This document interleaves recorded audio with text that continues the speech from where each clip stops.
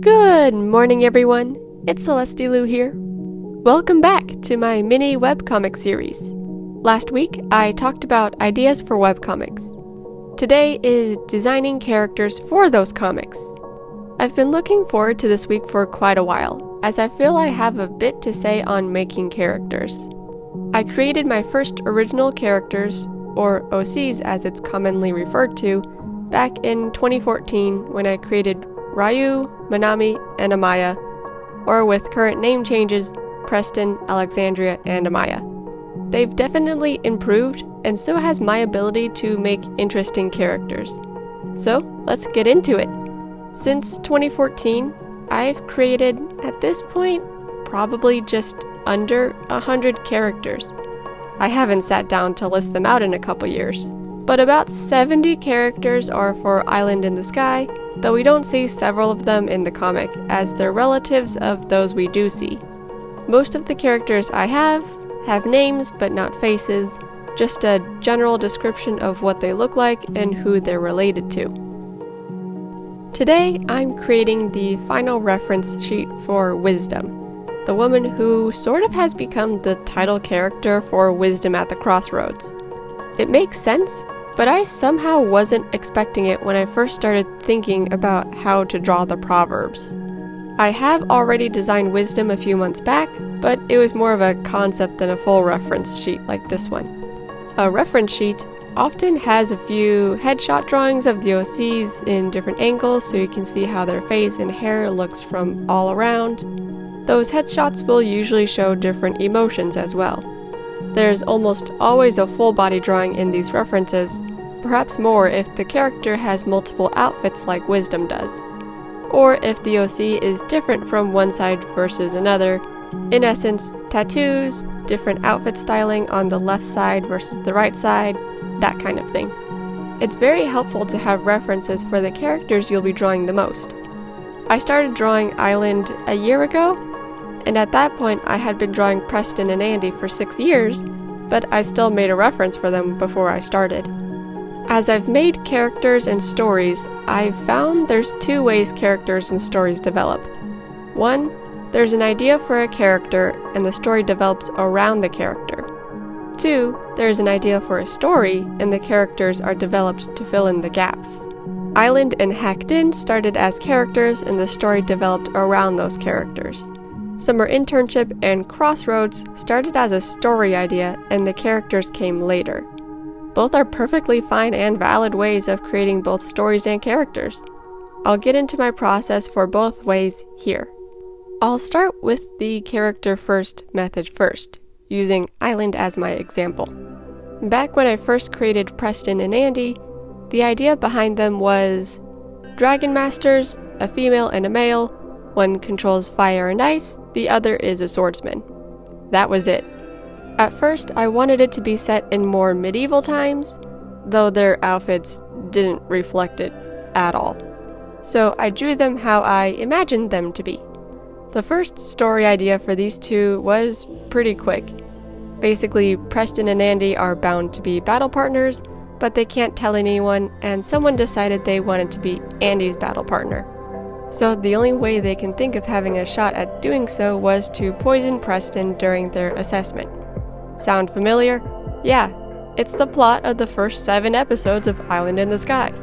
The story ended there when I first started thinking about it, but it's clearly developed as episode 36 of Island is scheduled to be released on Thursday of this week. Anyway, what I'm getting at is that there was a concept I liked about a character, and I created the character with those concepts in mind. Using the traits I had, I asked myself what would be a conflict that would grow them. I knew I wanted Preston to be the introvert of the duo, and I wanted him to be the one who was poisoned. So his conflict was, does he tell his secret about Andy and Amaya or no? Being an introvert, the answer was no. So the result was that he was poisoned because he didn't tell his classmate about his partnership with Andy. That was how the poisoning idea came about. After a few more years, for me, the rest of the story came along as I learned more about writing and storytelling, but that's a big topic to get into and not what I'm doing today. Basically, Character idea first. The conflict is designed around the character's traits and personality, at least in this method. The second method to character creation is the story first method. Summer internship started out as a writing prompt I saw on Pinterest that simply said, "You are Death's summer intern." And that was it. I took the circumstances of the prompt, being that it was set during the summer, the protagonist is an intern for a character named Death, but for the rest of the year, most likely the academic year, they're a student. Thinking on these circumstances, I thought it'd be funny if this new intern of Death's was a cheery and peppy college freshman girl with blonde hair dyed pink on the ends. And she takes her internship very seriously. And from that description came Bethany. The rest of the story developed after that.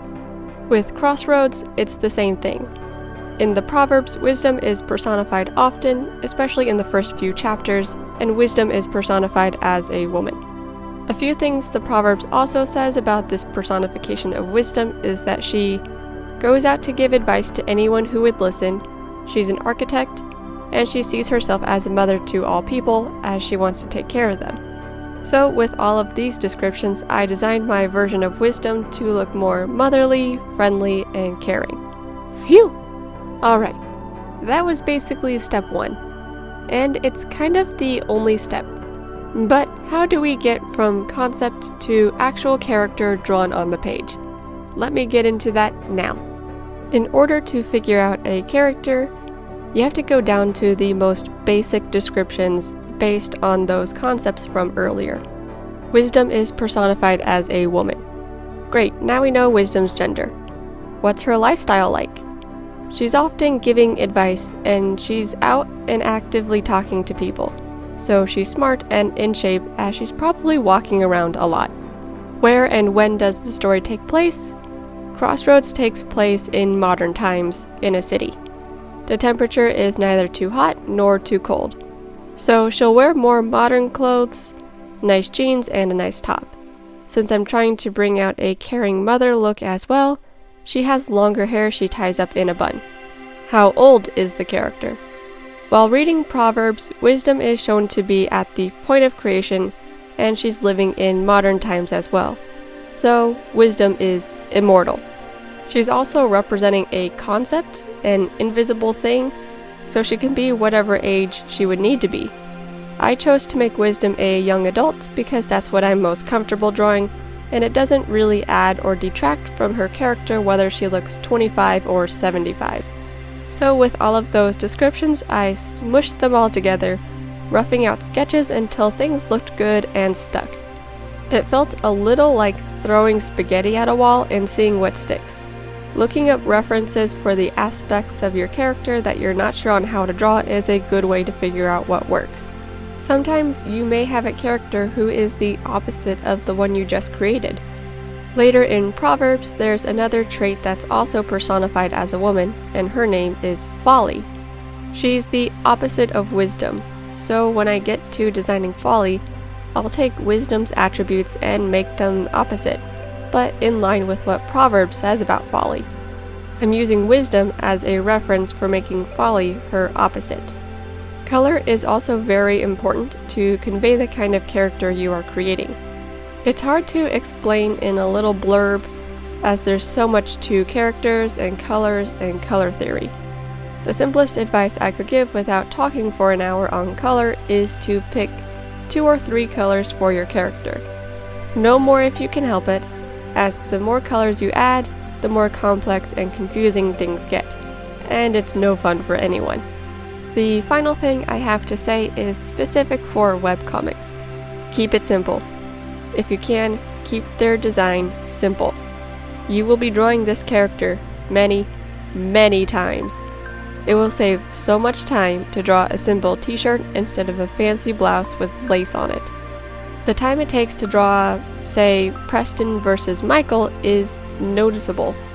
Preston has long hair that parts on one side of his head. He has an earring that is only on his right ear if his earlobe is visible, and he has freckles. Michael, on the other hand, has no hair part, his hair is symmetrical and spikes in the front, and that's about it. None of Preston's unique features are difficult or time-consuming at all, but it still adds up. It might take me 5 minutes to draw Michael's face, but it'll take me 6 to draw Preston's. But if I'm drawing them 100 times, that's so much more time spent drawing Preston than Michael, just because I'm having to keep all his details in mind as I'm drawing.